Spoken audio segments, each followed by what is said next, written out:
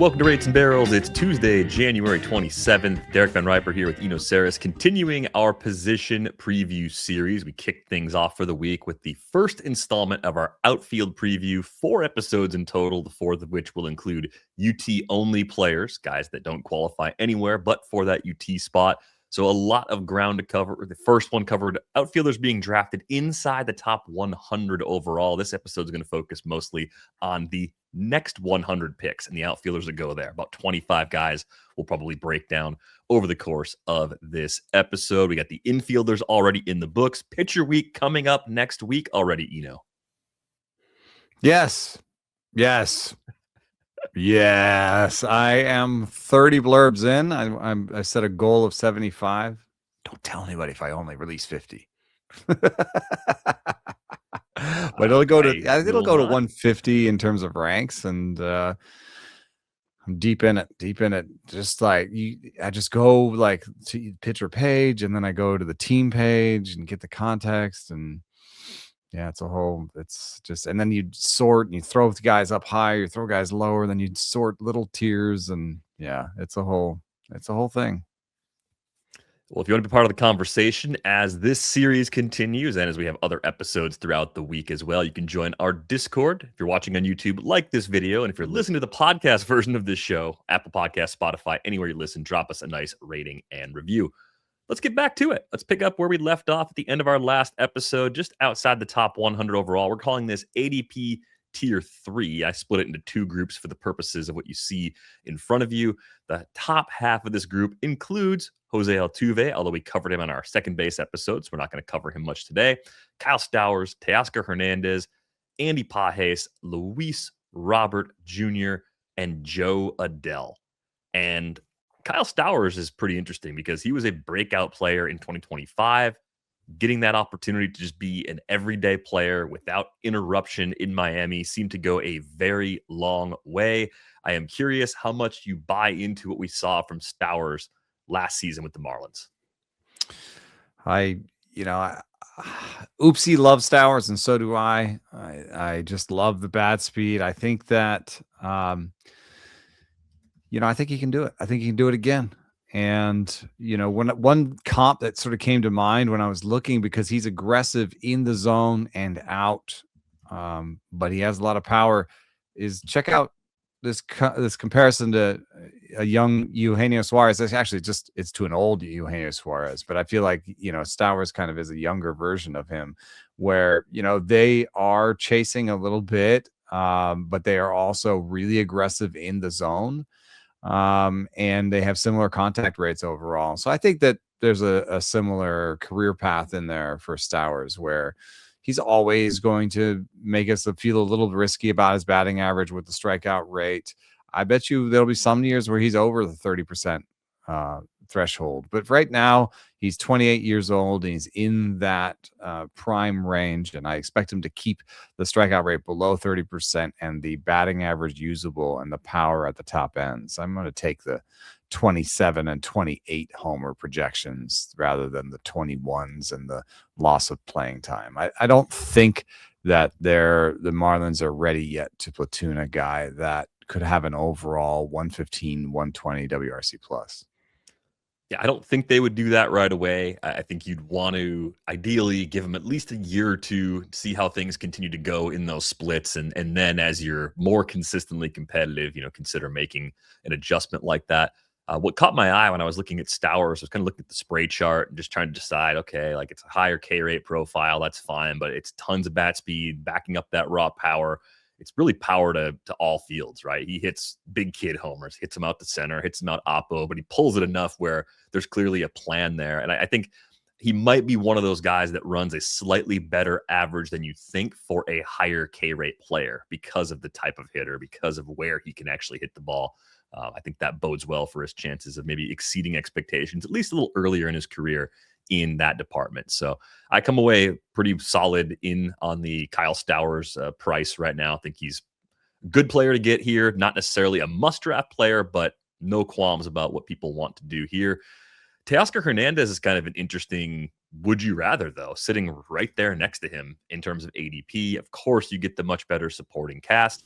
But you get a guy who's already 33 years old and maybe showing some signs of decline along the way. We saw a 284 OBP last season from Teoscar Hernández, a career low. So I think that might be scaring some people off. Comparable power, though, 25 homers, 5 steals last year. Projections point to more of the same, actually, with a little bit of a power rebound for Teoscar Hernández this year. Are you comfortable with that expectation from him that he's going to push back into the 250, 260 range with high 20s power and non-zero speed? Yeah, I think this is maybe a slightly oatmeal phase of his career where I don't know why people are looking so far past him. The composite rank says he's the 19th best outfielder. He's going 29th. So there's a real market decision here where maybe they're thinking that the plate appearance deduction that's in most of the projections for Teoscar is not enough. The bat already has 561 in there. The steamer has 548. That's all going into that composite rank and still producing 19th. Maybe it's because the leagues that are drafting that are producing this ADP are weekly leagues, and they're worried about a platoon risk. But he's a right-hander, and I don't see the Dodgers, putting him on the small side of platoon. He's not in that part of his career yet. And I know that this is a crowded team, it feels like, with Kyle Tucker on it, but it's not that crowded in the outfield. I mean, the backup at all positions in the outfield is Alex Call, maybe Tommy Edman. So I think he's fine for everyday playing time. I think he's going to play, every day he's healthy. And I think he's going to get 28 homers, 5-6 steals, the 250 plus batting average. And I guess that does go up pretty well against Stowers, because he's going to give you a little bit more speed. And I would take Teoscar's batting average over Stowers probably. Yeah, and I think some of the playing time projection might be age related because he missed some time with an injury last year. It was a grade 1 adductor strain, had a very minor foot injury that didn't put him on the IL, but he could be a max volume player in that lineup coming at a slight discount too. So I do think Stowers versus Hernández ends up being a toss-up. I might be inclined to just take Teoscar Hernández because of the supporting cast, keeping that floor at a really, really high level. The difference in park is really big too. I mean, it's just, I know Stowers hits the big boy homers, but it is a harder park to hit them in. And LA is one of the easier parks to hit homers in. I want to ask you about another Dodger that goes in this range, though, Andy Pages, who I think would be treated differently in the early draft market if he just hadn't done anything in the postseason at all, as if he just was on the bench, hadn't played, Dodgers got knocked out, Dodgers didn't make it. Like a no October for Andy Pages would have been a positive result, I think, for how people view him right now. But the league was seemingly making some adjustments to him over the course of the second half of last season. There was a fade before the cliff in October. How concerned are you about the adjustments that the league made as being something that might lower our expectations for Pages in 2026? I don't know how concerned I am because I saw an adjustment back. If you look at how Andy Pages was pitched and how he played against four-seamers in particular, you can see clear changes. So on the top left is how Andy Pages hit four-seamers in 2024. He loved them low and in. And then in 2025, he shows this ability to hit higher four-seam fastballs. All that red higher in the zone is good. So at the beginning of 2025, they were still filling him up high in the zone with four-seamers because they hadn't seen that he could do something with that yet. He did enough with that. They just stopped throwing the four-seamers. That's the last one in the bottom there is four-seam against Pages in the playoffs. There's just nothing there. They just didn't really give him four-seams because if you can't throw them high and you can't throw them low, then you have to really dot it up and in, it looks like what they were trying to do. And you make mistakes when you try to dot it up and in. You either hit him or you let it leak over the plate and he can do something with it. So I see a big adjustment there. Now the next adjustment has to be on breaking balls and on the other pitches that they're filling up the zone with against him. But given that he, went away and had he didn't have to, because his rookie season in 2024, He was near league average, hit 248 with 13 homers. Like, he could have said, I'm just going to come back and like be who I am and, play more and be great. But I see the real adjustment there in terms of what he did against four seamers. So I assume that he can make another adjustment. In terms of bat speed, I think the bat speed for him suggests that there could be more. He's 59th percentile bat speed, but 45th percentile barrels. So I feel like there could be a little bit more batted ball oomph in there. And that's why, you see from Oopsie, one of the nicer projections, 254, 25 homers, 9 steals from him. What I like about Pages, especially against Stowers and Hernández, is, there's a really small strikeout rate here. There's a history of adjustability. And if the bat speed or the power or just a little bit more comes out of that, he will be the best of these three outfielders, because he'll have the lowest strikeout rate. He'll have the best batting average. He'll have the most steals. And if he can push that homer rate, up to like 26, 27. I mean, he's already projected by Zips 26. If he gets to 26, 27, he will be the best outfielder of these three. Yeah, I think there's a couple things in the splits that caught me by surprise. I thought when I looked at Pages, I expected to see a heavier distribution of homers against lefties, since he's a right-handed hitter. 24 of the 27 homers he hit last year came against same-handed pitching. But that was really encouraging. And even like the secondaries, you look at, okay, maybe he just crushed fastballs, because he does pull the ball a lot in the air. He does that exceptionally well. 14 homers against fastballs, 10 against breaking balls, 3 against off speed, and no whiff rates above 27% by pitch group. So I don't think there's as much of a glaring hole that Andy Pages is working on as we would think based on how his season ended. Still a lot of things he does well. And I think really importantly to this team, great defender in center field, which gives him a safer playing time floor than if they had another really good defensive center fielder with a competent bat they could throw in there. Like, I kind of think they need him out there for. You need Pages in center over Tommy Edman, Tommy you just don't really want to go down that route. Yeah. Pages has to be really bad with the bat to lose his job. And I just, is that possible? Sure. But I don't think that's a very likely outcome. Yeah. My composite projections take Pages over Stowers. The composite projections love Teoscar. There's something about Teoscar that's just like super projectable, right? Like, it's just super easy. He has a long track record. He's done it for a long time. So the composites say, $17 for Teoscar, 14 for Pages, and only 10 for Stowers. So, I'm saying I'm in on Stowers, and yet I just put him third in this group of three. No, it doesn't. Yeah, it doesn't mean like you don't like them. It means you have other guys in this group that you'd order ahead of the market. And I think there's some people out there that might even take Luis Robert ahead of everybody else in this tier because of things he's done in the past. Being in a situation now where he's got a much better supporting cast. It is a competitive situation, not a rebuild. The biggest question for me is just health. That's it. That's where I'm at with Luis Robert. And that's for a guy that's been pretty noisy in terms of skills. But I think when I'm looking for the what could go right players in this pocket of the draft, he jumps in a way that's kind of like O'Neal Cruz in the part one, right? Where you can say, I realize the results relative to the tools just are underwhelming, especially these last 2 seasons.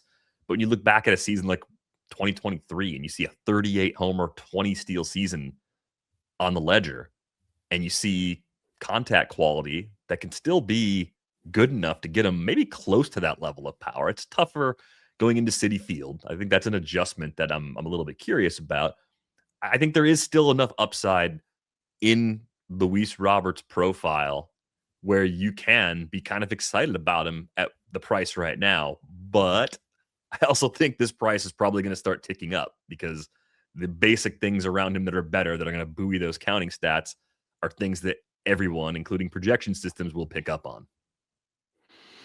Yeah, I wonder if Robert needs to go back to being as aggressive as he was early in his career. He had 80+% zone swing rates in 2020 to 2022. And as he's tried to become more patient, the zone swing rates have gone down. So in fact, I think that's why we find that, taking zone swing and taking out of zone swing, and putting those two together is more predictive, because what you see here is, despite a reduction in chase rate for Robert, the reduction in overall swing rates and overall zone swing rates has taken away from that. And he's basically the same player. You're just toggling whether he swings more or less. He's not seeing the zone any better, and so, I would say, like, why not be more aggressive on first pitches? One of the things that I see here is that he had traditionally has like a 69% first pitch strike percentage, while the league average is around 62% every year. So why not swing on that first pitch, and not let it be a strike? Because I think that you just need to lean into who you are at some point. So maybe that's the plan for him coming in. Maybe his strikeout rate will go down and his walk rate will go down, and he'll be a better player overall, more access to that power. In any case, I think there was a grand remaking of the Mets this offseason. This is a team that was top 5 in not chasing last year. They've added some chase, in Robert and Bichette. But they've also, I think, in the end, maybe pulled off the trick that they needed to pull, which is, how do you revamp your defense, on the fly, using a lot of older players. And Robert is going to play in center because he's better than Taylor, I think, overall. And he's a better defender than they were running out there in center last year. So I think he's fairly safe in playing time. The question is injury, and if he does access that next level. I think in some levels, because the projections are going back to full past years for Robert, they're giving him stuff like, basically they're saying, oh, he's going to hit 21, 22 homers and steal 30 bases. Well, he hasn't hit both of those markers in the same season since 2023, when he was great. So if you think he's just in a decline, then don't buy these numbers, because these numbers reach back to his old days and put those back in there. I don't think there was much good in being part of the White Sox these last 2 seasons, though. I think that's a big cloud to play under, and things might look a lot different for Luis Robert with this fresh start in New York. Still managing a barrel rate that we'd be excited about, right? I mean, 11.6% around injuries, I think, bodes really well. It's just, how much time will he miss? The other way to think about this too, as you're thinking about injured players and injury-prone players, you're not putting Byron Buxton and Luis Robert on the same roster, right? So it's just like, where are you taking your shots? You're getting enough of a discount, you can take a shot, I think, at this spot for Luis Robert. Well, we talked about how Robert is a bat speed toolsy guy that, the approach needs refinement. So you may not be surprised that Oopsie likes Robert, like among the best in baseball right now, and especially in this group of outfielders. You can see that there's a difference in projection for Oopsie for about $5. And I wanted to throw this up there because number 1 on this sheet, the biggest, the player that in this group of outfielders that Oopsie likes the most over Steamer is Jo Adell. And there's a difference there of almost $9, where Oopsie says he's nearly a $20 player and Steamer says he's an $11 player. Other players that Oopsie likes better, Stowers, Robert, Butler, Varsho, Doyle. There's a fair amount of athleticism and sort of youthful athleticism here that Oopsie is picking up on, where Steamer seems to like more track records that you've got in the show, and maybe more skills over tools, if you want to say it a certain way. But I mean, Jo Adell is the toolsiest of the tools. I mean, this guy has tremendous bat speed, and his barrel rate really exploded, and this was the breakout that we were really hoping for from Adell. Yeah, I think it had been called for on this show and Under the Radar and the Athletic Fantasy Baseball podcast, shows that we don't even make anymore on this network. We've been calling for it for a while. For a long time. Like the whole evolution of the podcasting at the Athletic has covered Jo Adell's breakout, and it happened. It happened in 2025. And what I see also, every time I see 5-ish% walk rate and a 25% or higher K rate, my brain goes, Adolis Garcia. because that's the type of profile that you can have and still get by. And I think Joe Adell had an injury that popped up right away when the season started. It was a hip injury. It may have impacted him as far as base stealing goes in terms of volume, because he really wasn't that aggressive. He's just 5 for 6 as a base stealer after taking off 25 times with less playing time in 2024.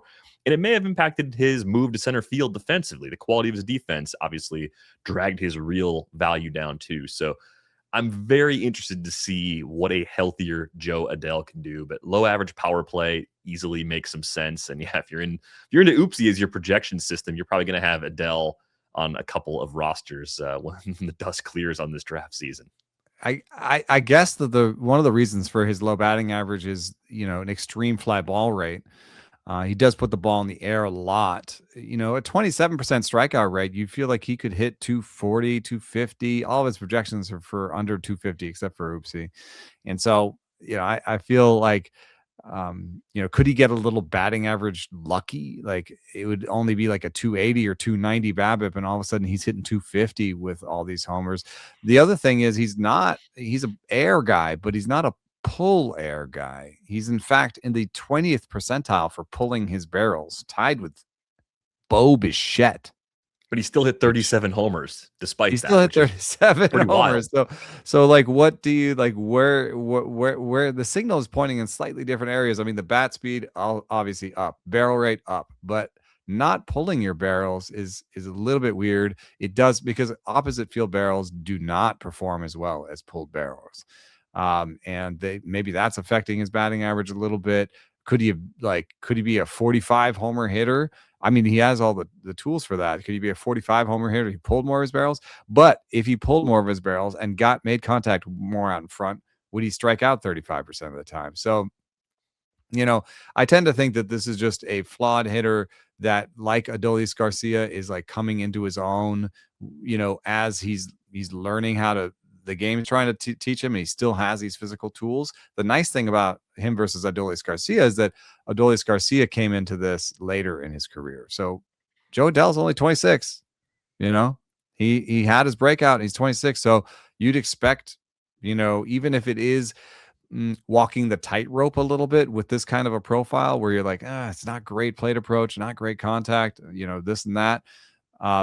He can walk the tightrope between 26 and 30, like he's not even at a Baez level chase or anything. So I think he may seem riskier than he is. We're saying bad things about him, but he's still 26 years old with tremendous bat speed and a role that I don't think his defense is going to pull him off the field. So, this is, and if his hip is better, like you said, maybe he steals 15, 20 this year.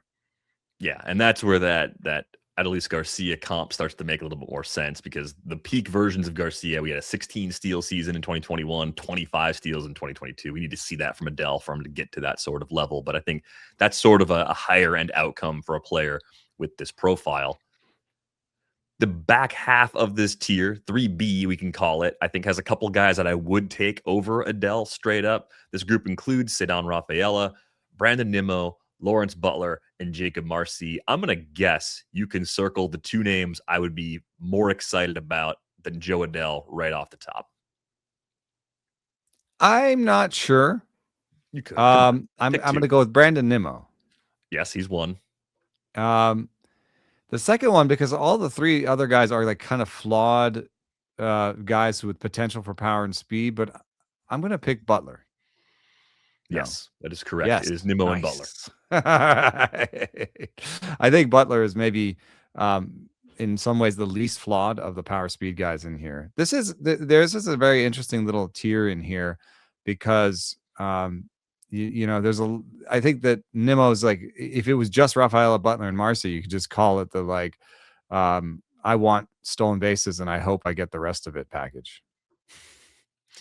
Yeah, I think Butler to me offers the most categorical balance. I have the greatest confidence in his ability to handle big league pitching, hit the ball hard enough to get to the 20 home run mark again, steal 20 bases or close to it, and not hurt me in batting average. And I know it's funny to say that about a guy that hit 234 last year, but that to me feels like a pretty low end outcome overall for what Lawrence Butler brings to the table. He was playing like a top 10 overall player in the second half of 2024.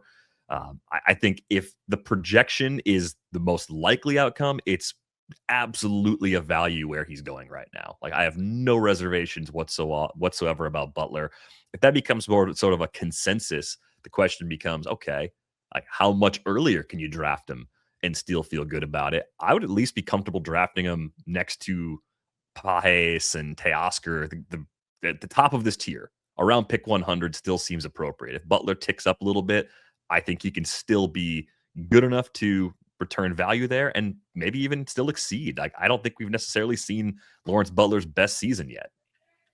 Yeah, I think that's true. I think he's learning. We've talked a little bit about the adjustments he's made over his career. I was a little surprised. I looked at the Seager chart, which looks at plate discipline through one of the maybe the best lenses that's out there. And he's 73rd percentile in Seager, and he's 83rd percentile in 90th EV, or that's basically like max EV. So he hits the ball hard, and he is making decent decisions. 19th percentile whiffs. When I look at his rolling O swing chart that you've got on Fangraphs, I just see a guy that's chasing a little bit more than he needs to, and that's when he struggled down the stretch last year, he was doing some of the highest chase rates of his career. But I also see on that chart plenty of times where he's improved his chase rate. So I think that it's the cat and mouse game with him maybe takes a little bit longer than some other players, where he gets into nice stretches, and then has to struggle for a little bit before he changes his approach. But we've seen plenty of different changes and approaches, and I think at some point he's going to put them all in the bag together, especially considering that he's got these tools and he's 25 years old. Like this is a perfect time. I wish, I want to go look into this third year thing, because I love third year players. I mean, I just, especially when they've been pretty good, like I just feel like the third year is a time for them to explode. When it comes to Ceddanne Rafaela, I don't know if I extend the way I feel all the way to him. I know it is his third year. I was just going to say it's his third full year. It's his third full year. I don't know why I don't like it as much. It's actually very similar. Of high chase players. I like am. Ezekiel I'm afraid Tovar, of high chase. Ceddanne Rafaela. These are guys that you stay away from them. And if I had to try and convince you that there is an appropriate time to take on that risk, I would say it's with elite defenders. And Ceddanne Rafaela is an elite defender. He can play multiple spots at high level. I think that's really, really important to keeping a player in the lineup. It might be bottom third of the lineup, but can touch all four categories, all five categories. I mean, I'm looking between the two seasons and I'm kind of surprised. Like 70 runs and 75 RBIs in 2024, 84 runs, 63 RBIs in 2025. He's doing that with a sub 300 OBP. So that's the other part. It's not just bad chase. I mean, you have Bo Bichette, who's bad chase, but giving you, good lines. This OBP for his career is pretty awful. You're right. The defense is going to keep him out there. But, I also expect with all his foot speed and stuff to have cleared 20 stolen bases, in a season. And, the barrel rates are pretty mediocre as well. So I just wish that along with this big chase rate, there were more signals that I liked. The markets are in. If you look at the players that the markets like, in this group, Sal Frelick is up there. I think that Addison Barger ADP is probably going to drop a little bit. That's maybe dropping over time due to some of their signings that have, put him into the corner outfield and, the risk of being platooned. We'll talk about Chandler Simpson later, Noelvi Marte, but Ceddanne Rafaela, the ADP rank is as the 25th best outfielder, the composite projection rank 36th. And then, fellow Jakob Marsee right there. So I don't know if this is just the market saying, man, I need stolen bases, or if the market's saying these are young guys that may just outperform their projections. and Probably a it's little bit of something that, both. yeah. Rafaela got better from a stolen base perspective, too. He was more efficient last year. I think we had some concerns that he was getting caught. He was 19 for 29 his first full year in the big leagues. He was 20 for 25 last year. So I think if you get even a small improvement in OBP, you continue to hold efficiency like that, maybe you end up catching 25 steals instead of 20, right? So you can keep telling yourself a story with both Rafaela and Marsee that they will likely get better. Like they're just at an age where that seems very possible. Marsee, I think, is a harder player to analyze because it's only 55 games in the big leagues. I think the concern you've expressed on the show is quality of contact. And I wouldn't try to tell anybody that the 41.4% hard hit rate we saw in 55 games is going to be his true talent level going forward. But even if he's a 30 to 33% hard hit rate sort of player who controls the zone really well, which he's done really throughout his time in the minor leagues, plays good defense in center field, he becomes a staple in the Marlins rebuild. And I think he does enough things well where I get it. I understand why people are in. I think it's just a question of if you like him as much as the players going around him or not. I don't think this is a colossal bust guy is going to fall on his face. I just wonder, like, how much ceiling are we getting and how long does it take to get there? Because he might be a little more of a slow burn, gets a little better each year for a couple of years type guy, as opposed to next year we're talking about him as a top 75 overall pick kind of player. Yeah, I tend to think that his outfield defense will matter. It was good last year. I mean, it was sort of 60th percentile and by outs above average, good arm strength, good sprint speed, 68th percentile sprint speed. I think that's enough for him to be a good center fielder. The reason that I think that it matters a little bit what his defense is if you look at some of these second level stats, I was talking about Seager earlier. He was 52nd percentile in Seager. Despite really good walk and strikeout rate. So I found that interesting. He was 58th in 90th percentile EV, 46th percentile in damage. I guess he was 94th in chase, but he's a little bit too passive. He doesn't, swing at strikes enough. So, when I read all that out to you, I think what you hear is league average bat, and you look at the projections. Oh yeah, league average bat. They're all sort of like 96 to 103. That's not a corner outfielder, So that's where the risk is that, like, hey, let's say he's running a 90 WRC plus and he doesn't look good in center. Then that, I think that's a little bit more risk than falling flat on his face. It's not that he's falling flat on his face. It's just that his all of a sudden the package of offense that he's bringing to the table doesn't fit his position. Now, if that happens, then maybe they decide Sanoa is a better center fielder or Marsee needs a reset in the minors. And so I like him. He's fine. I agree that I think that he has enough skills that he'll probably make it through. But if he's playing to an 85, 90 WRC plus, they may ask for a reset, and that's not good for players that need him to play in the major leagues for their fantasy leagues.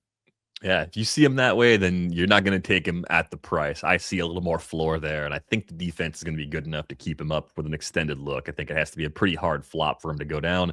And the why people are chasing him too, like maybe he's a 40-plus steal guy. I mean, he had 47 in 60 attempts at AAA just in 98 games last year, 14 for 20 once he got to the big leagues. So high end speed. I mean, he won me a league last year. He got me to, I think, like third in TGFBI. I mean, I will forever love him for that pickup. But just as like you sometimes you have players where you put them on do not draft lists because you're like, oh man, that guy burned me last year.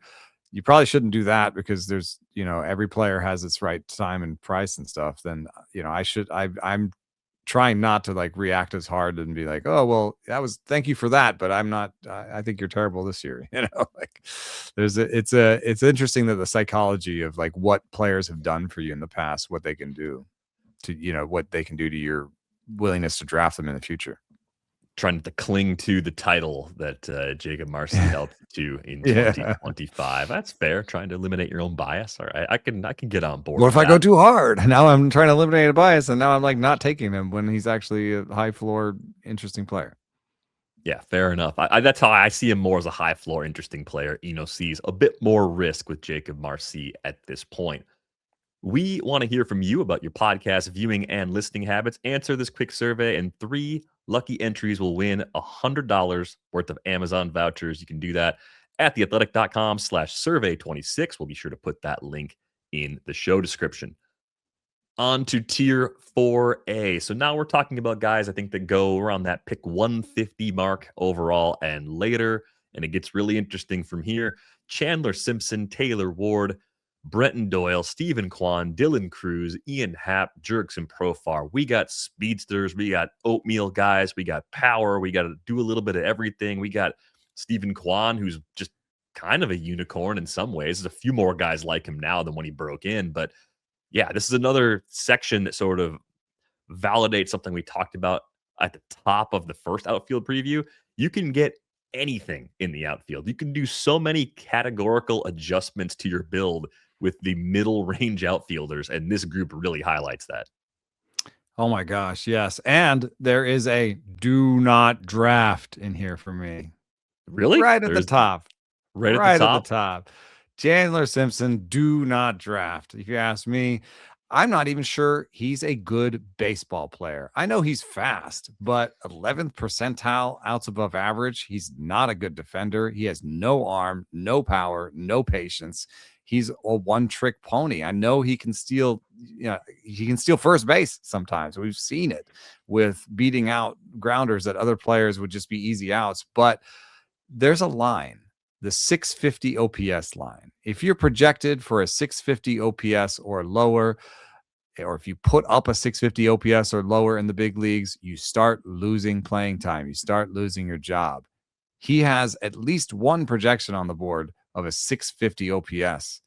So I find him to be incredibly risky. If he was a plus defender in center field, making, like Jacob Young-like kick save catches, then maybe I could get in on this, but I'm not sure he's a good baseball player, to be honest. And I think he's got options left, and the Rays are notorious for playing around with people's playing time. So I'm not sure he spends all year in the big leagues even.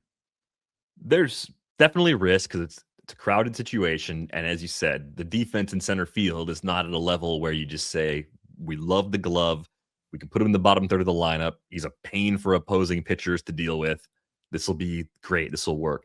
But he's not a good baseball player, man. Like, he's just a really different kind of baseball player. The major league debut for Chandler Simpson last year brought an 88 WRC plus, and it was with almost no power. I mean, a .051 ISO. Those are extremely rare. 345 slug, extremely rare. That was the first time at any level since being drafted that Chandler Simpson was a below average offensive player. He's really tough to project because if the defensive improvements do make him the kind of guy that just plays every day in center field, then you could be talking about 60, 70 steals, but it's a huge if right now. So for redraft purposes, I completely understand. And he then presents the unique challenge of you're getting zero power from an outfielder. And you probably get a pretty good average because everywhere he's played, he's hit for average. Even last year, 295 in the big leagues, right? I think that's sort of like the other thing he's going to do exceptionally well. RBIs are going to be extremely low because he doesn't hit the ball hard. He's not going to drive a lot of guys in. And where he's at in the batting order will probably keep the runs scored down as well. So Chandler Simpson's a really odd sort of player. One of the most extreme skill sets we've ever seen. I generally don't want to take a player like that when you have so many other players right near him that do a lot of other things well, right? It's almost less about Simpson and more about the other guys in the tier. I definitely like other guys in the tier. I mean, the easy comp is Billy Hamilton. The one difference, I think that you're right to point out that, he's been really successful. Chandler Simpson has in the minor leagues. The one big difference is that Hamilton struck out nearly 20% of the time, and Chandler Simpson strikes out half as much as that. Yeah. So that alone is more, lottery tickets, more chances to make more of that BABIP. And as much as Billy Hamilton was a flawed player, there was a 4-year stint there where he basically averaged 58 stolen bases a year. And yes, he averaged 3 or 4 homers a year, and he wasn't a full-time player, but that's almost 60 stolen bases that people were writing in. That was before they changed the rules. So, I mean, I understand why people might go for it, but I won't be. I know it's really boring. Taylor Ward, once again, projecting as a top 25 outfielder. We like the lineup. We like the power. It's low to mid 20s home run power, I think, very safely. Maybe a little bit of room for more. Uh, no one's going to say, hey, great pick. But I think Taylor Ward is totally fine where he goes, which is the analysis I've been using on Taylor Ward almost every single year for the last 3 years. It's just, it's interesting because I see in the projections, he projects just like Brandon Nimmo, who I mentioned that I liked. We didn't actually talk about in the last tier. Very similar projections. I think Nimmo gives you maybe a little more speed potential. And I think I still prefer Nimmo to Ward if you're giving me a choice. The market certainly does by a handful of picks. But man, they're both just really solid players across the board that should actually at least break even and maybe even be a few bucks underpriced where they're going right now. Yeah, Taylor Ward was the 31st best outfielder in 2024. And last year, he was the 22nd best outfielder, even with that low average, because he hit so many homers. And, you know, you look at what the projections like, you know, you've got this board here where the projections like him better than my composite ranks. The composite projections like them better than the ADP ranks. And so the composite projections here are put together between Steamer, the Bat X, and Oopsie. And you've got Elliot Ramos as the 34th best outfielder by composite projections, 49th by ADP. We'll get into why I like him a little bit later. That's the number one. Taylor Ward, number 2, 36 by ADP, 25 by the composite projections.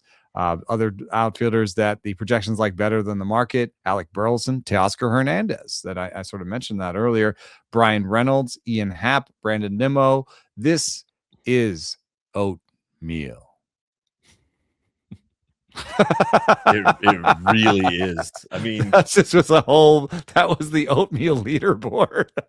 It really, I mean, yes, through and through. And when you're looking at the differences between them, you're like, well, Nimmo has double-digit steals each of the last 2 seasons to go with 20-plus homers each of the last 3. So that makes him a little more interesting than Ward. And I think Nimmo's batting average downside might be a little overstated because of the 224 that happened in 2024. Like that is a pretty fluky situation when you look at his overall body of work for his career. You see a lot of 260s, 270s, even going extreme the other direction in partial seasons, 280 in 2020 and a 292 when he was hurt in 2021, right? So I think there's like another level with some of the oatmeal. Maybe some of these guys are the oatmeal with the extra toppings, but yeah, this is I'm a little worried about Nimmo's knees. He just looked like he was in pain when he's running around.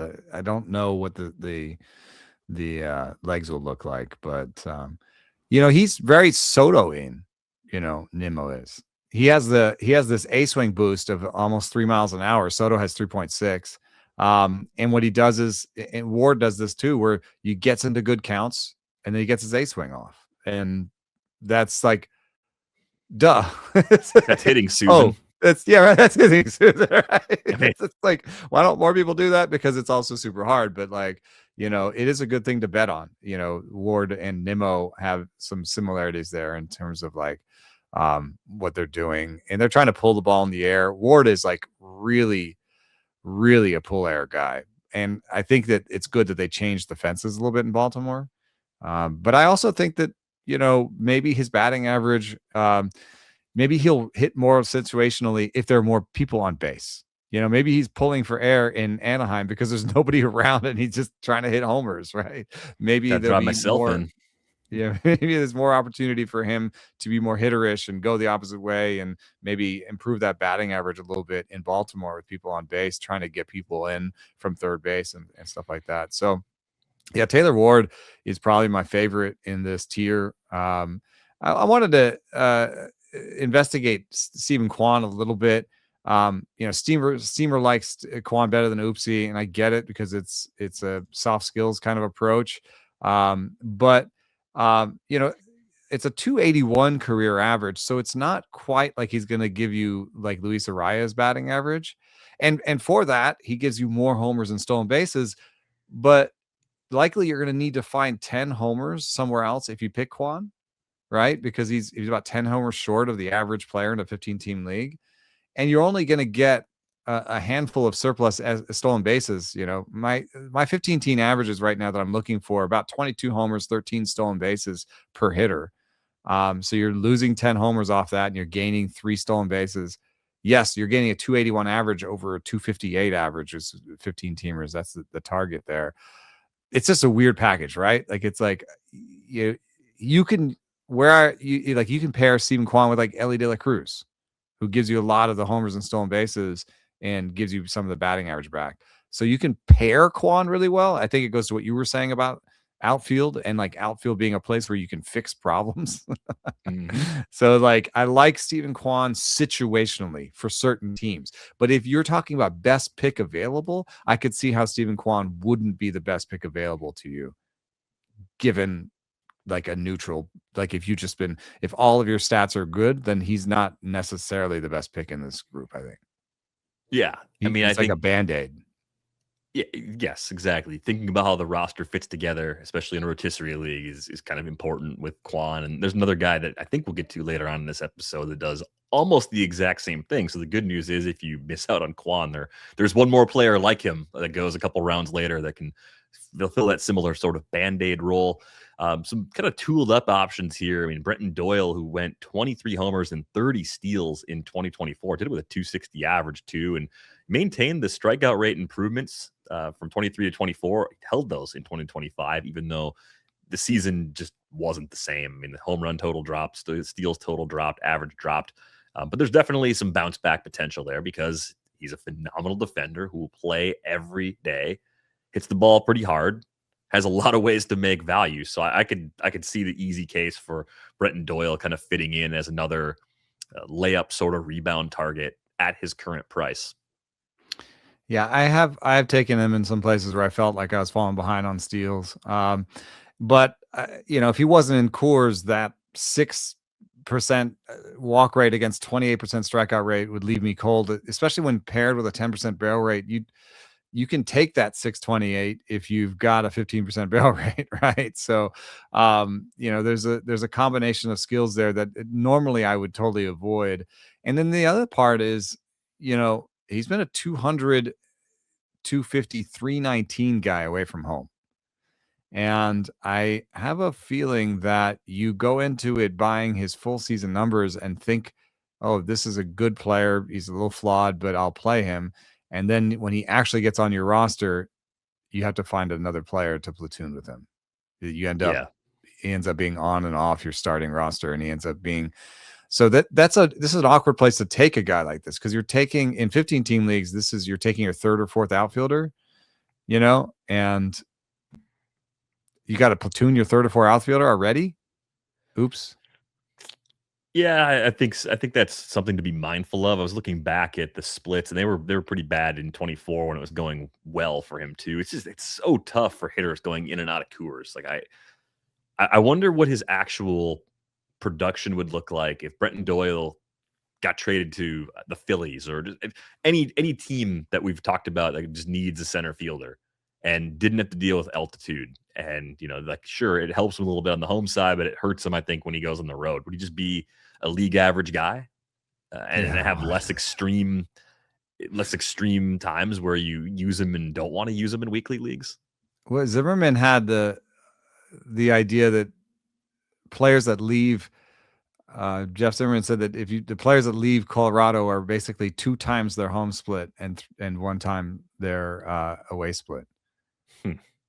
So they're not as bad as their away splits, I believe. Right. And I think the tricky part of that is eventually you leave Colorado and your skills have changed. You're post peak, by the time right. Then you get traded away, and then that's the downside of finally getting out eventually. But I'm probably in on Doyle at that price. I think you have to think of him a little more as a set it and forget it. And if you have the flexibility in your roster to go ahead and swap him out for some of those road series, then do it. But I think I trust enough of a bounce back where 2020 and a low average seems doable at that price. The tricky thing about Doyle, though, is you're looking at someone like Dylan Cruz, who could still be on the upswing and has a lot of things he does well. It doesn't have to deal with going in and out of the altitude situation. Doesn't have the same Colorado, right? Right. Strikeout rate's a little bit lower. Walk rate's a little bit higher. You've talked about how unusual Cruz's approach has been in the past. So an injury-plagued 2025 season makes it a little more difficult to analyze him. He's 77 WRC plus, not usually what we're excited about, but he still doesn't have a full season's worth of plate appearances in the big leagues on the ledger yet. So what do you think this season brings for Dylan Cruz?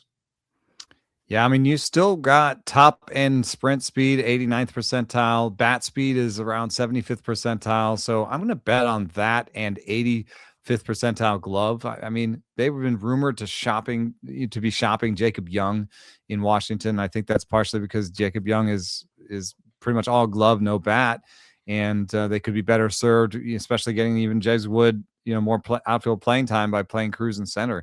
So I think the glove will keep him out there, even if he's more 85, 90 WRC plus. He's going to steal you 25, 30 bags, I think, along with that. And he'll hit double-digit homers. So that's a pretty good floor. And then the ceiling is that he figures it out. And I think, you mentioned the sort of weird thing was like he was an opposite field slugger in college. And he got to the minors and he was trying to learn how to add pull to that package. And his best season in terms of power came in AAA with his highest pull rate, and he had a 47% pull rate and a 190 ISO. That's a little bit weird. Is that too much pull? I would say if I saw 47, I would say that's too much pull. And then a 190 ISO is what you got out of it. I would be like, why didn't you get more out of it than that, especially with that bat speed? But I think that the missing ingredient here is actually he has a really flat swing. And so I think he's just trying to find that contact point.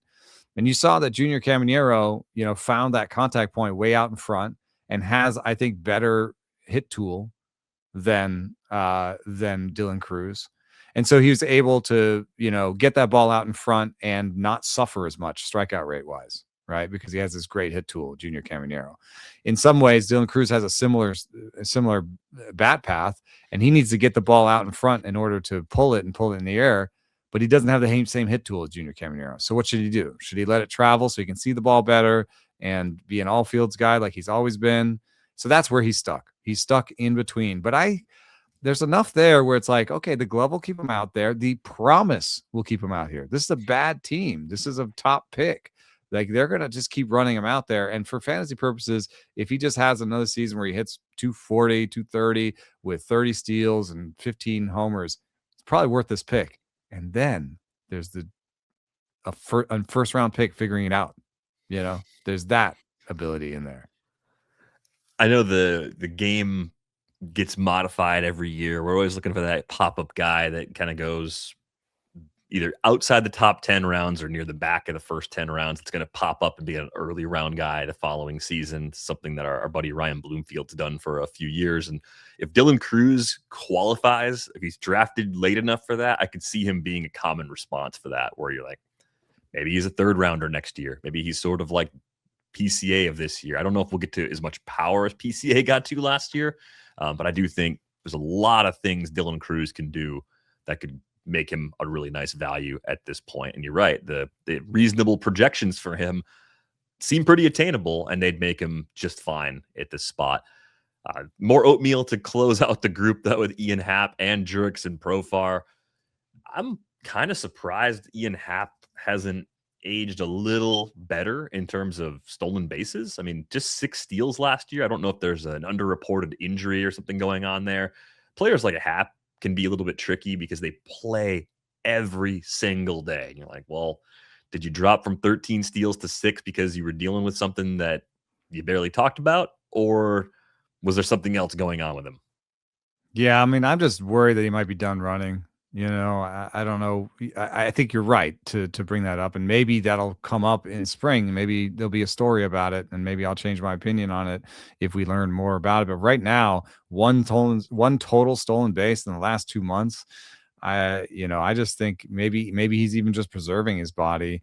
He hit exactly 243 the last 2 years. So we got a budding Chris Davis situation here. Chris Davis for the A's hit 247 for like 6 straight years. So we've got Ian Happ at 243 for 2 years. If he hits 243 again with 22 homers and 2 to 3 stolen bases, he won't hit any of the average benchmarks. for an average player in 15-team fantasy. It So looks like this is the one cheaper oatmeal that I'm Nimmo. not in. I'm not It, in it, on it. it looks like cheaper Nimmo, maybe with a more established lower level average. And I don't know, man. I don't know. I read the player outlooks. I looked around. I didn't see any minor injuries. I'm sure there's some Cubs fans out there that watched that team every day last year that can let us know in the Discord if there was one that we had missed. The other interesting thing, though, that I would keep in mind, given what we've seen from some guys in their walk years lately, Ian Happ's in a walk year. So, 30 steals, no, but a bounce back to the usual double digits, I think that's probably a somewhat reasonable expectation, unless there's some compelling reason why he can't. Sprint speed's kind of average, so it's not like he's not swimming against the current in some kind of astonishing, he's got 18th percentile sprint speed. It's nothing like that. It's a dip from where he used to be. He used to live in the 60s, but I don't know, man. Like I think Ian Happ is good oatmeal, even though you're not into it. It could be. I mean, the walk year thing it gives me pause, but just the fact that he's not really projected to hit any of the benchmarks I want from an average player, and I still want to try and hit those benchmarks right now in my draft, I feel like. What are you doing with Jurickson Profar? I have no idea. I forget about him all the time. I had this snap reaction, which is I don't like him. I mean, like my first reaction to Jurickson Profar is he's never hit the ball hard. I think of him as a failed prospect. I think of all the way back to how great he was as a prospect with Texas and how he's never hit that. And then he's had a couple pop-up years and he turned that into a contract. Those are the first things I think of. But then I remember the PED suspension. I'm like, I really don't like it. But when I tried to I always try to reinvestigate my priors. I always try to be like, are you just putting labels on him, man? Like, is there something good here? And he does control the zone really well. Like for his career, 10% walk rate, 16% strikeout rate. Like he understands what he's doing in the zone. He doesn't chase. He's a switch hitter, so he's going to play every day. The defense isn't terrible, so there's no reason to. Well, it might be terrible. It's borderline, but I think on this Atlanta team, they're going to play him every day. So switch hitter with non-zero speed. I don't know. Like my snap judgment is no, I don't like him. But when I look at his projections, I sort of shrug and say, yeah, sure, I could take that. I see the barrel rate hold up after the PED suspension, 7.3%. Was it 7.2% during the everything clicked year for him in San Diego? So yeah, it's better than you'd expect at this age. It looks a lot like, from a roto perspective, it looks a lot like Ian Happ's profile. That's kind of what he's turned into at this stage of his career. So I think he'll steal more bases than Happ. I mean, he stole 9 in like a half season last year. So yeah, he's 10 for 13 in 2024 with the Padres. So maybe I think almost identical in terms of my expectations for them. I think I'd rather have Happ because I like the Cubs lineup as one of the best in the league right now. So that I think bodes well. But man, Profar is one of those guys that you could see him just falling a few rounds for no particular reason, or the reasons you outlined. He's like, oh, maybe it's the PED suspension that maybe the PEDs are why the power popped and it's going to fall off quickly because he turns 33 in February. Like, those are fair concerns to have, but nothing wrong with him at the price if you're just looking for someone to fill in. He's going 180. So the would you rather's right at his position. I'll probably take other guys. Jacob Wilson is right there. Kyle Teal is maybe a second catcher. Bryson Stott, I think, there's a low level breakout ability there, plus a real high floor. So I would take Bryson Stott over him. So right where he's going, I'm comfortable with my take. I'm taking other guys, but the range on him is 118 to 215. So, if he's going 215, that's, another couple rounds later. Now he's going up against Robert Suarez, Anthony Santander, we'll talk about in a second, Elliot Ramos. I'm still taking Elliot Ramos over him. I'm still taking Jack Caglianone over him. So, like, I'm still taking guys over his max. But if he drops any further, it gets a little bit closer, where if it's him or Luis Garcia Jr., like, I might take Profar there. Yeah, Profar versus Garcia, yes. Yeah. That's enough of a discount where I would definitely take him. I think the problem I have with Profar is price. There's another group of outfielders just behind him that I actually like a little bit more. So I'll just take one of these other guys instead. This group includes Mike Trout, Sal Frelick, Bryan Reynolds, Jasson Domínguez, Daulton Varsho, and Daylen Lile. It's not a 6-for-6 sweep. I don't like all 6 of these guys more than Jurickson Profar, but man, something was in the air in 2025 because Trout, just like Byron Buxton, had a healthy year for the first time in a long time. 556 plate appearances. That's the highest total from Trout that we have seen since 2019. The weird part, the strikeout rate jumped to 32%. And there were some high 20s on the ledger around injuries the last few years. So it didn't come out of nowhere, but I didn't think it would fall off that quickly for Trout. I'm a little surprised we didn't see more on the base paths last year, but he did go 6 for 7 in just 29 games in 2024. So if he's feeling really good, you never know. Maybe the steals come back a little bit. I don't think you're paying for that. I think you're paying for a low average masher at this stage of his career. But how do you feel about a heavily, heavily discounted and aging Mike Trout? I might take some. I don't know. One of the things that's interesting about the projections is they all basically say, nope, this level of strikeouts is here to stay. And I guess I see it. 2021, 28%, 2022, 28%, 2023, 29%. But there's also 2024, 21%, small sample, 32%. I guess there's a progression there. But I think if he got it down to 28, 27% like he had in 21 to 2023, that there's a chance that he hits 250, 260. I mean, this is one of the best players of all time, and I know he's 34, but he provides a pretty good baseline. And I think just the fact that that name is on the back of his jersey suggests to me that he could do better than last year.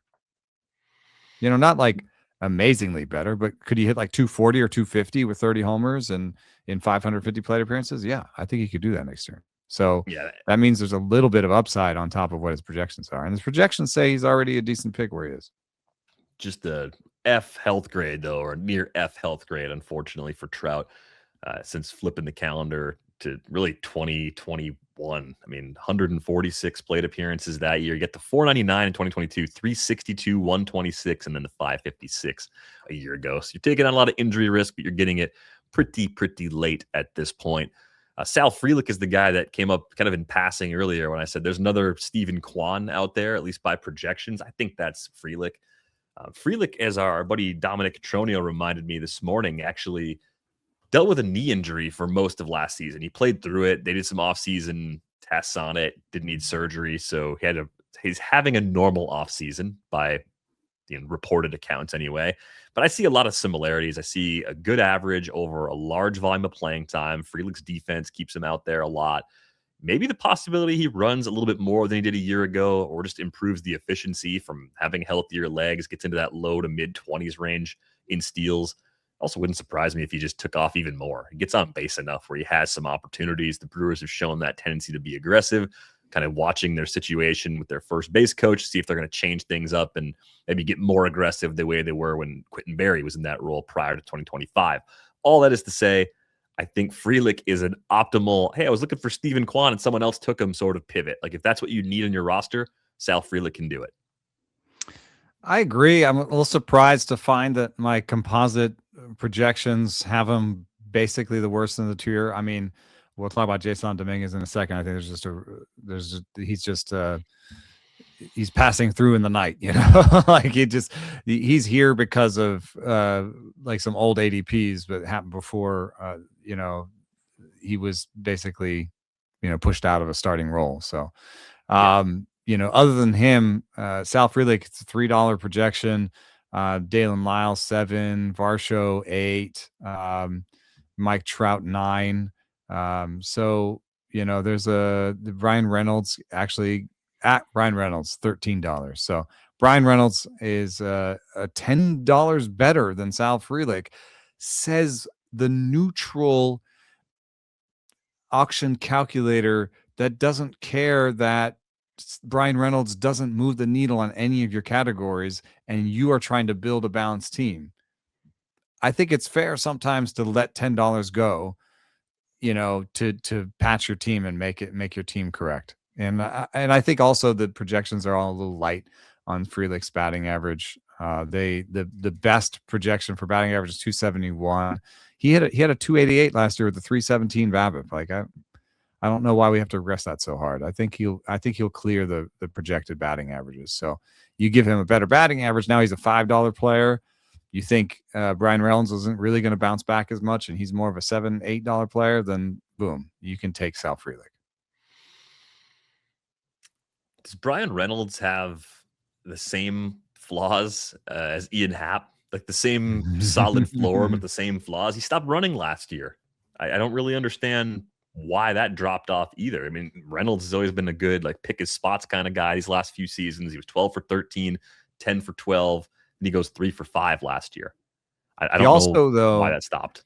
He also, though, like, he started swinging harder and faster. He changed his fast swing percentage, and so his bat speed went up, but his strikeout rate went up, and he didn't get any power for that adjustment. So I don't know, does he undo that adjustment and become more of an Outfield's 22% strikeout rate guy and get that batting average back up again? Or does that adjustment click in the second year and he hits 25, 26, 27 homers again, albeit with the higher batting average?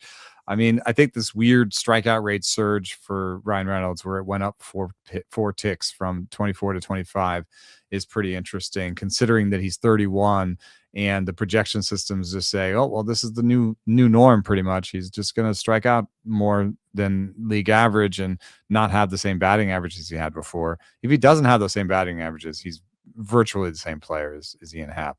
He does go later, though.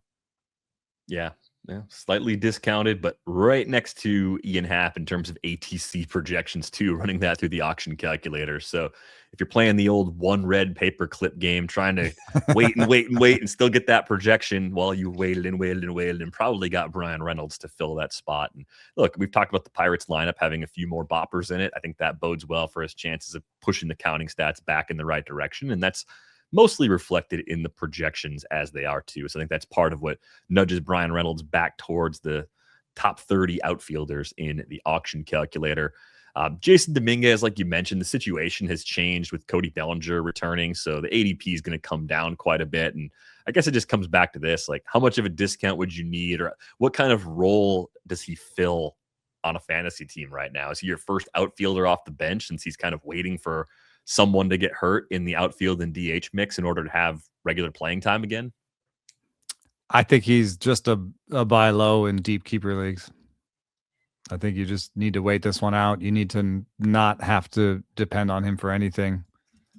That's the best way I would use him. I have a hard time drafting him in most leagues. I guess in draft and hold, if he fell all the way to like a 6th or 7th outfielder, where you're buying other guys that need something happen to get regular playing time, then I could get in on him. But this is not 6th or 7th. This is still 5th outfielder territory for me. Right. So if he's a 5th outfielder in a 15-team league, that means there's 10-team leagues out there with 3 outfielders where Domínguez is pretty much not draftable until that opportunity comes along. Then he becomes a nice waiver pickup in those shallow leagues. I agree with your longer-term assessment. I'm still interested. You look at the last 10 years, there have been 34 hitters that have been league average or better in the big leagues at age 23 or younger. Jasson Domínguez is one of them, and that group requires 400 plate appearances, so 60 guys qualified. But I was surprised to see, like Bobby Witt Jr., before he was out of that age bracket, actually was below average for a hitter. Like, it takes guys some time, like Cam Smith last year, Jackson Holiday. Like, you just have to have that longer term sort of view. Grisham's there on the qualifying offer. I think the assumption will be the Yankees are not going to give him a multi-year deal. And then once that happens, Domínguez gets another opportunity. And if it doesn't happen with the Yankees, they're going to have to trade him and give him that opportunity somewhere else. Right. So definitely more of a long-term play given what has changed there. This group has a few other tough guys to figure out, though. Daulton Varsho comes off shoulder surgery. Power shows up in a big way. Then he had a hamstring injury that likely caused a big drop-off in the steals department. I wonder if maybe with health we could actually see a version of Varsho that we haven't really seen since 2022. That was his final year in Arizona. There is a little bit of a platoon question here, at least against tough lefties. But the way that roster is built today, it looks like they have to play Miles Straw if they're going to take Daulton Varsho out of the lineup. So I don't think it'd be a strict platoon situation. I think it would just be a drop in the order sort of situation. He's such an extreme pull guy where it's 50% pull rates with 55% fly ball rates. Do not look at Daulton Varsho's BABIP and dream upon a 300 BABIP. He has a 264 for his career. This is why all the projections have him in the 250s or so, and that's why all the projections have a 222 batting average. So, if you did pair him and smush him together with Stephen Kwan or Sal Frelick, I think you could probably, make yourself a pretty decent league average type outfielder, fourth outfielder, fifth outfielder situation by putting those two players together. I think that you might be a little light on steals for those two, depending on where Daulton Varsho comes out the other side in terms of steals. So I think you're right to kind of circle that aspect. If he is a guy who I think he will hit, 25 to 30 homers, and I think he will have a 230 average. So does he steal 15? I think that would be an acceptable package. Does he steal 2 or 3?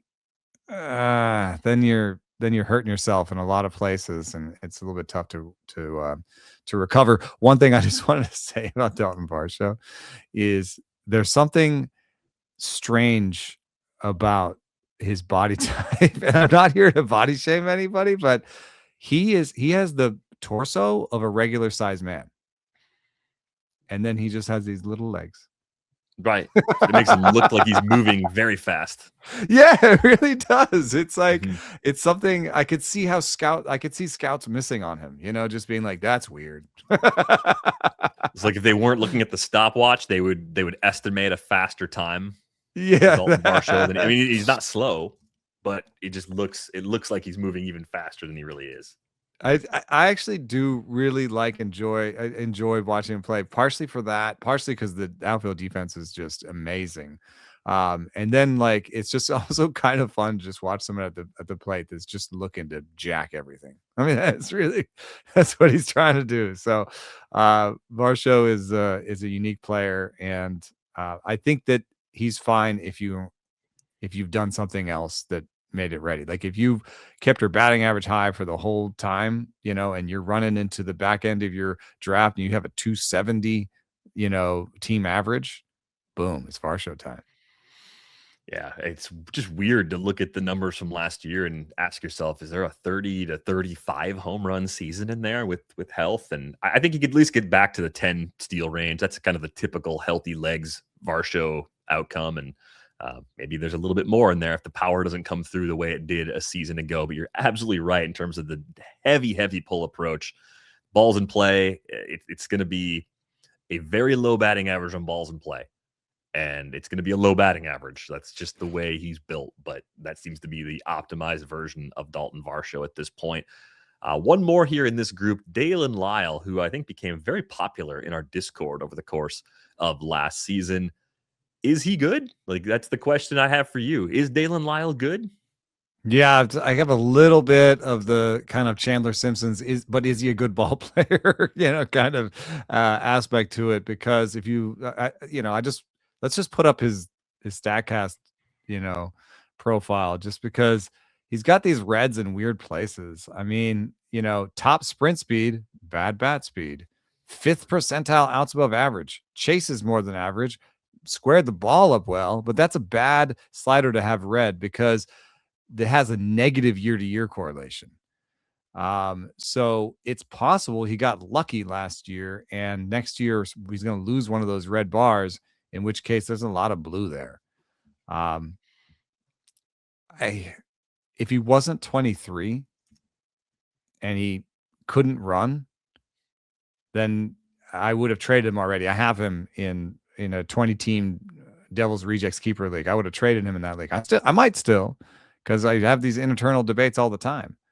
But he is 23 and he can run, and he is on a team that's got to make sure that he's not good before they let him go. Right? Like they are not a team that's going to be giving away assets. So I think he's got full playing time, and he's going to figure out the rest of that package. And I'll take a guy who can run and came off an okay season for his first bite at the big leagues. Yeah, and Daylen Lile, I would say, much like Chandler Simpson, just in terms of the minor league track record, has been above average pretty much everywhere. There was a very brief stint, complex ball, 19 games. Don't really care about that.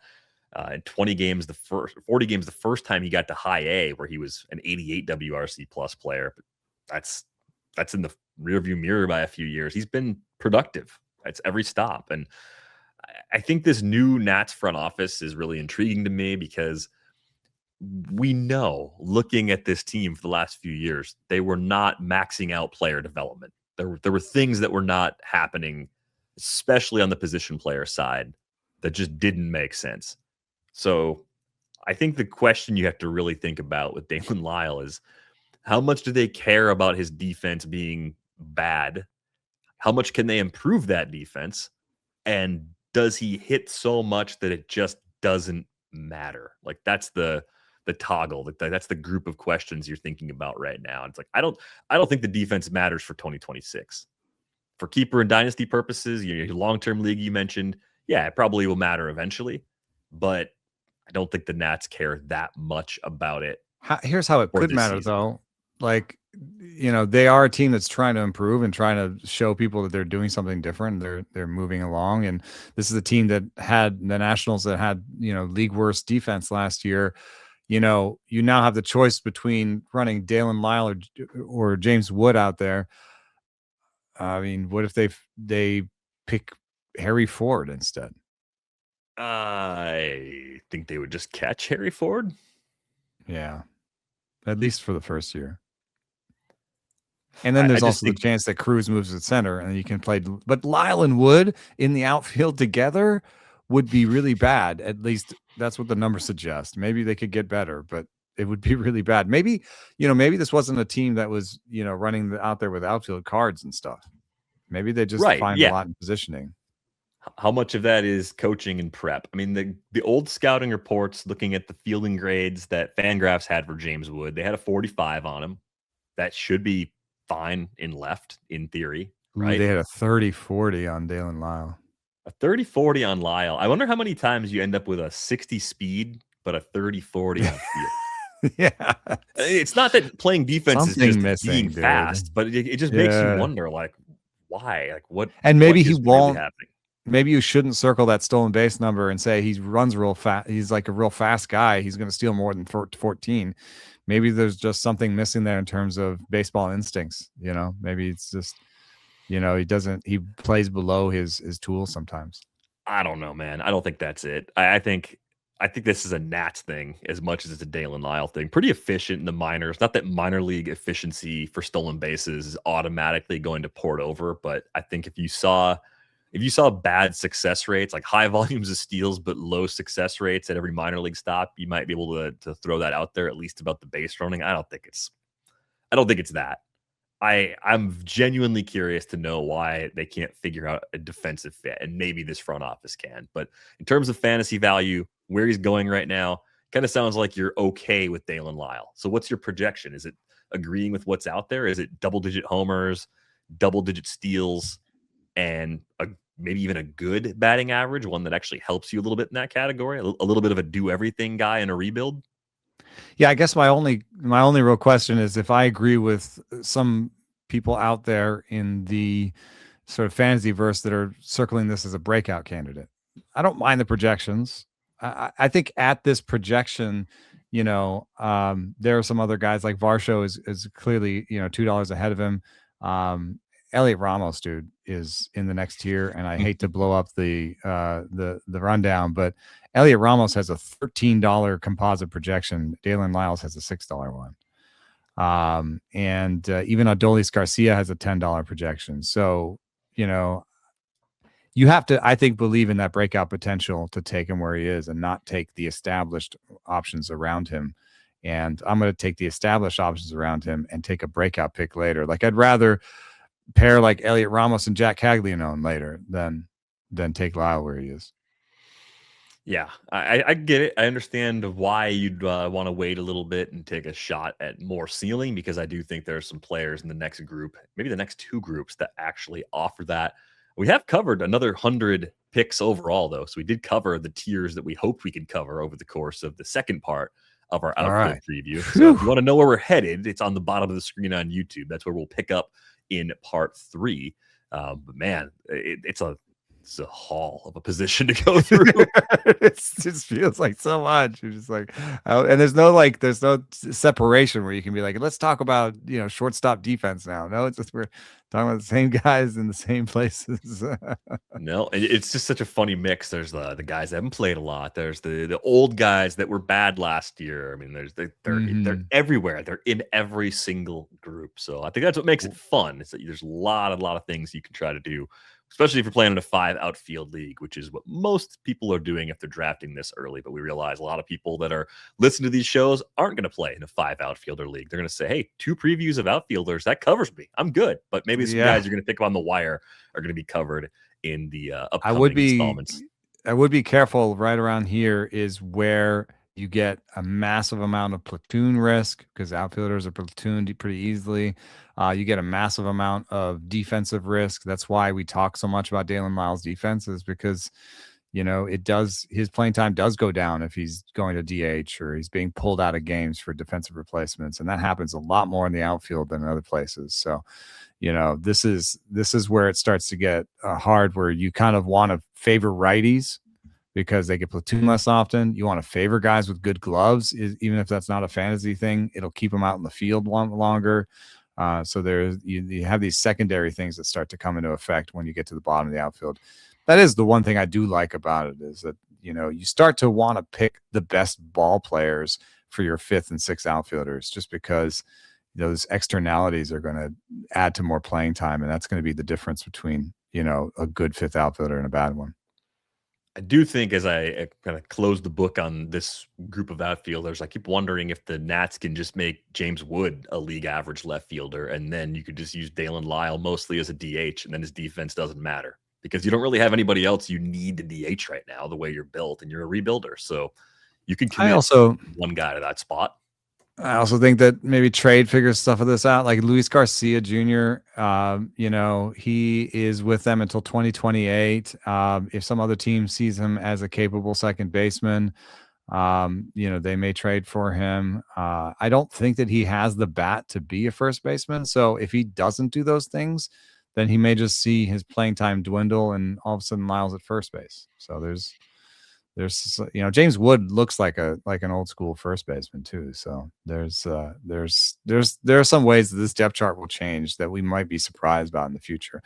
And I love that there was this rumor that CJ Abrams was the Giants were going hard after CJ Abrams as a second baseman.